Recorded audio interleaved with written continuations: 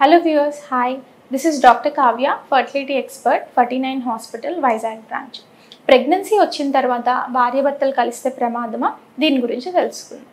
జనరల్గా ప్రెగ్నెన్సీ వచ్చిన తర్వాత భార్యాభర్తలు అనేది కలుసుకోవచ్చు, కానీ వాటిలో ఏం ప్రాబ్లమ్స్ ఉంటాయంటే కొంతమందికి ఏంటి అంటే భార్య నుంచి భర్తకి, భర్త నుంచి భార్యకి కొన్ని ఇన్ఫెక్షన్ అనేది సెక్షువల్ కాంటాక్ట్ ద్వారా వెళ్తుందన్నమాట. అవి సెక్షువల్లీ ట్రాన్స్మిటెడ్ డిసీజెస్ అంటారు.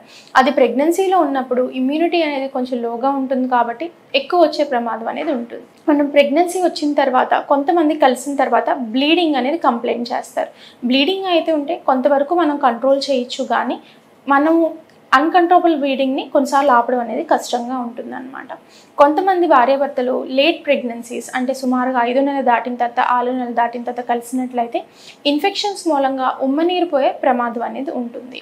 అండ్ ఎప్పుడు భార్యాభర్తలు కలమని చెప్తా అంటే టర్మ్ ప్రెగ్నెన్సీలో భార్యాభర్తలు కలటం ద్వారా చక్కగా వాళ్ళకి లేబర్ పెయిన్స్ అనేది వచ్చే అవకాశం ఉంటుంది. కాబట్టి 9th మంత్లో కలిసినా పర్వాలేదు అని పేషెంట్కి చెప్పడం అనేది జరుగుతుంది.